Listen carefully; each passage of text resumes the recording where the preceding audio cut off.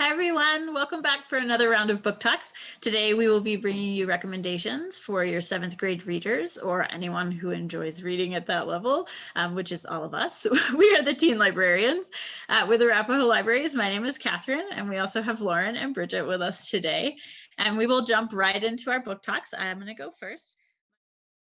My first recommendation is They Threw Us Away by Daniel Kraus, which is a fascinating book.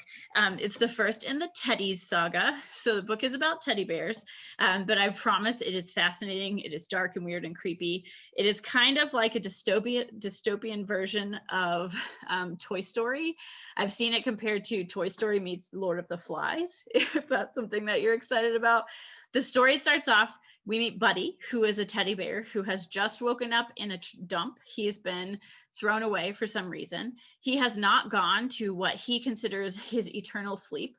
So in this world, when toys are claimed by a child, they go into this eternal sleep.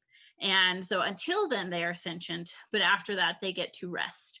And that has not happened for him, and he's not sure why. He manages to free himself from his box that he is in and makes his way out into this very dangerous world. If you might imagine, if you were a teddy bear in a garbage dump, lots of different things that could destroy you, essentially. He meets 5 other teddies along the way, and they decide that they are going to try to make their way back to the store where they were born, where they started life, to see if they can get back on the shelf. And for some reason, something must have gone wrong. They need to be claimed by children. And this starts this dangerous adventure of them trying to get out of the garbage dump and figure out what's gone wrong. All the while, you're kind of getting this lore about the original teddies and why teddy bears have this intelligence, that why they're sentient, who is their creator, where did they come from. It's really fascinating, very dark, definitely a weird book, but I'm really looking forward to the next one in the series. So the first book that I'm going to talk about today is Faith Taking Flight. And this one is, I don't know if y'all are familiar with the comic. There is a comic series, and Faith is a character in this. I have not read the comic. So if you have not also, and you're like, oh, maybe I shouldn't read the book, don't worry about it. This book gives you plenty of you won't go in feeling lost. And so Faith, her superpower is that she can fly. And the very beginning of this book, the very first chapter, you kind of get a little bit of the backstory about how she ends up with her superpower. But the focus of this story, most of it takes place after that, kind of fast forwards a bit. She's in high school, and she is kind of navigating all of the things that you navigate when you're in school. So this does have that kind of overlap with real life, but she is a really big fan. I don't know if y'all are into fandom, but she's a very big fan of this made up TV show called The Grove, and she runs a fan site for it where she's kind of anonymous, and she kind of goes through all of these rumors about the show and things around it. And she discovers that the star of the show, this person, it's Dakota, shows up in this little town that she's in because the show is going to be filming on location there. So she kind of makes this connection with Dakota. There's maybe some hints of romance happening there. And at the same time, she works with animals. She works with an animal shelter, Faith does. And she, as this sort of fandom stuff is going on in her life, there's sinister things start to happen. So animals start disappearing, but also then people start disappearing. And so what I loved about this book is it takes your superhero story, it takes sort of a mystery, it takes that sort of contemporary, like a little bit of romance, a little bit of real life drama, and blends them all together into this wonderful story. It's really entertaining. The author is the same author who wrote Dumplin', if you're familiar with that. Super fun. I highly recommend it. And if you like it, you might also check out the graphic novel. First one I'm going to talk about is The Kinder Poison, and it's an Egyptian inspired fantasy adventure story. And if you like books that have lots of world building and different levels of world building, this one is fantastic. So in Orkana, there is a ruler that is ill, and he enacts the crossing. So essentially, his 2 sons and his daughter are going to be building teams in order to cross the desert. And a part of that team is Zaru. She has been wanting to make more of her life. She doesn't think that her power of being a whisperer to animals is that useful, but she does have other things that kind of help her feel motivated that she can do it. Her family was kind of invited to participate in this kind of challenge to see who's going to the desert, and she is the one that's going instead of her mother. So when she arrives, she's overwhelmed by the amazing food, the way they describe it, and all of these things. And once she makes it on to a team, it's in a different way than you might imagine. There's a little twist there. Don't want to spoil that. But she gets closer to the group. And as she gets closer to the group, she's learning more of these secrets that will help fuel her later. So as they get out to the desert, you start to learn what everyone can do and kind of their abilities and what they are useful for on the team. I really liked the adventure. As soon as they get to the desert, it's super fast paced. It's definitely like has that Hunger Games feel trying to get there first. So if you want something that's a little different, The Kinder Poison is a really good one for you. My next recommendation is In the Role of Brie Hutchins by Nicole Melleby. An excellent choice if you like theater. This one is full of all kinds of theater references. Brie is a self-proclaimed super fan of soap operas. She and her mom, for as long as she can remember, have watched their daytime soap operas, and she is obsessed. She's watched all of the historical ones. She's followed these characters for years, and she just loves the stories. And she dreams one day of being on a soap opera herself. She wants to be an actress, and she wants to help kind of bring the soaps into the modern era. She is excited for the chance to try to go to a performing arts high school for her high school. She's finishing up 8th grade at a Catholic school, and she's ready for a change. And so she is desperately trying to convince her parents to let her go to this school. However, it's very expensive, and they are probably going to tell her no. And then one day, her mom kind of busts into her room and catches her looking at some pictures that she thinks her mom might be angry about, because she has a crush on one of the girls from school. And so she's worried that her mom's going to be really angry. So she makes up this elaborate lie that she has been selected for this prestigious honor, and she's going to crown the May, be the May crowning presenter, queen, to crown Mary in this ceremony.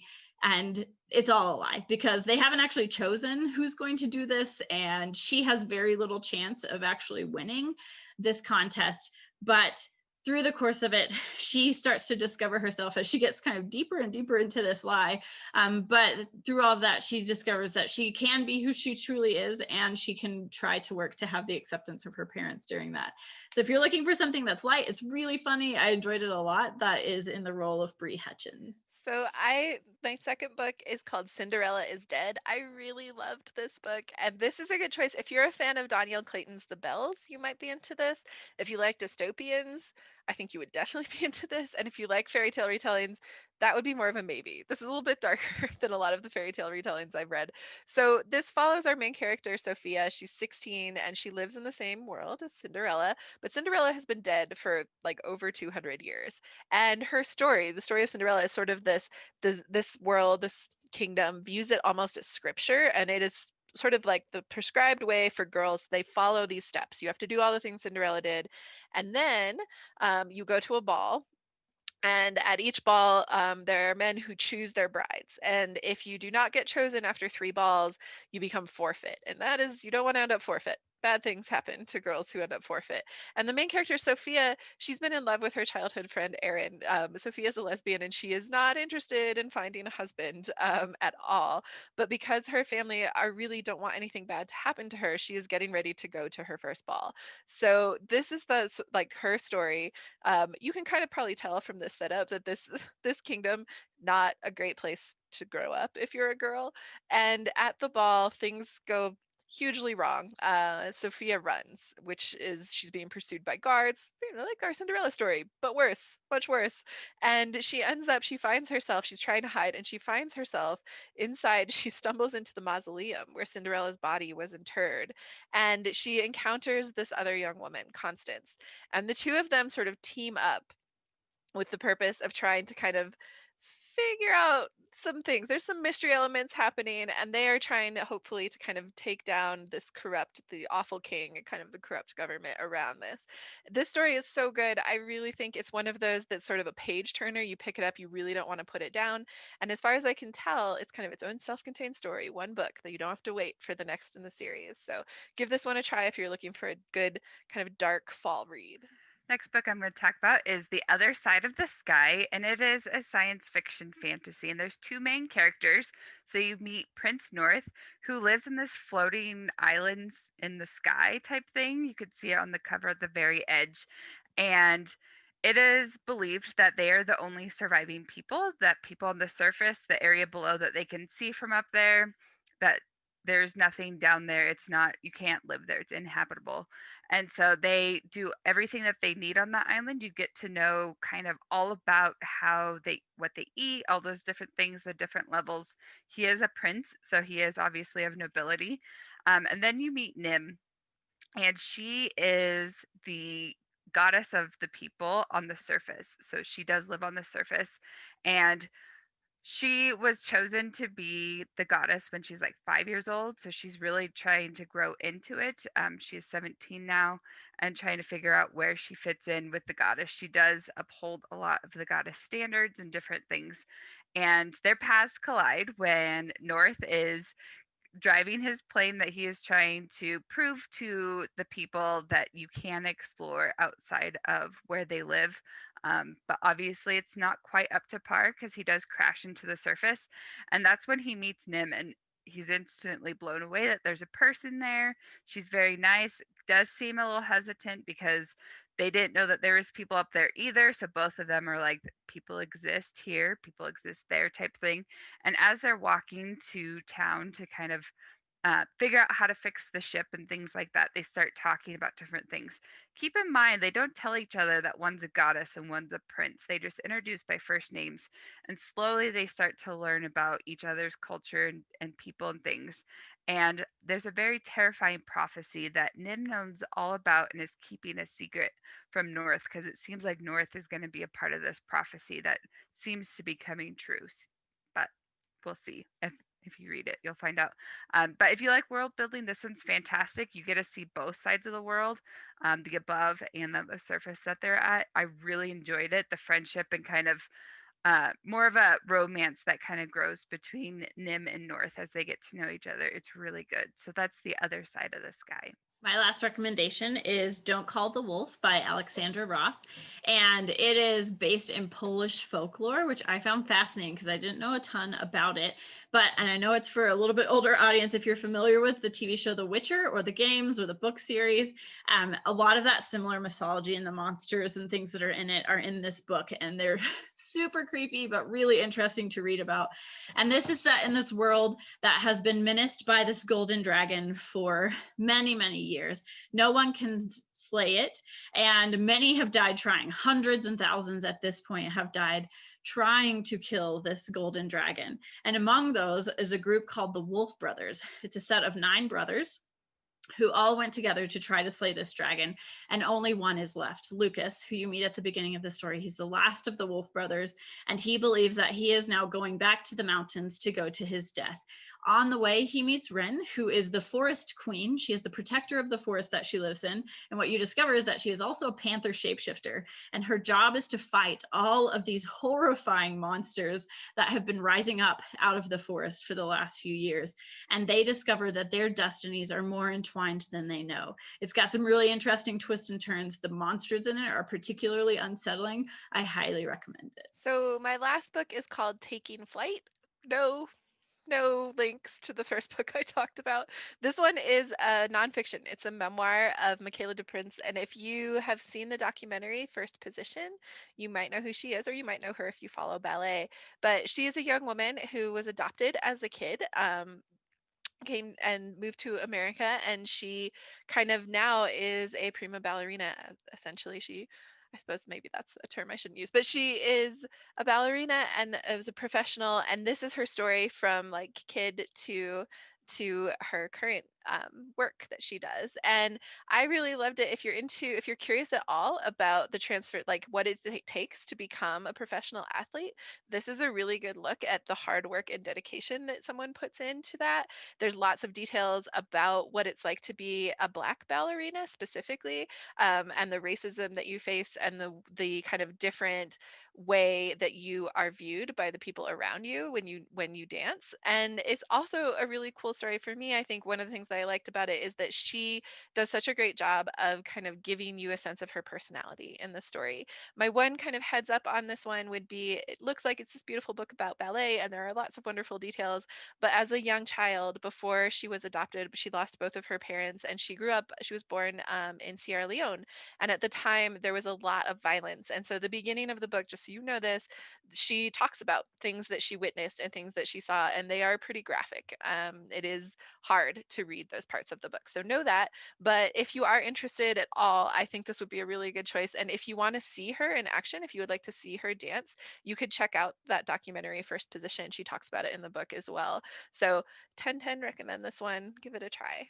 Awesome. My last book is called Star Daughter, and it's a fantasy that has a mythology feel to it. And it's about Chatal, and she's been hiding a huge part of who she is. She is part star. Her mother came down from a constellation and met her father, and they had Chatal. And now that her 17th birthday is approaching, she really feels her mother and her ancestors. There's this star song that she hears and feels inside of her body, and she ends up singing with it. And she has to be careful not to sing it aloud in front of just anyone, because if anyone knows what the star song is, they'll know her secret. There's these different things that happen when you are obviously an ancestor of a star. And so she's trying to figure it out. But as I said, she's almost 17 and it's becoming stronger and stronger through her until one day she can't hold it back anymore. And she pretty much not like combusts, but she gets really hot to the point that it does damage her father, who's in the room with her. And he knows that something is happening. Her aunt is there and knows that it's definitely a calling from above. And so she is essentially called to the sky. And when she gets there, she realizes it was her ancestors who called her, and there's something that's happening, a naming of a star, and she needs to be present for it, representing her family. So, again, if you love world building and that next level kind of feel of family and adventure and figuring out who you are and who your family is, this one is a fantastic one. So that's Star Daughter. Thank you for joining us today. We hope you found something that piques your interest and that you are excited to check out. We will see you again soon with more book recommendations. Have a good day. Bye.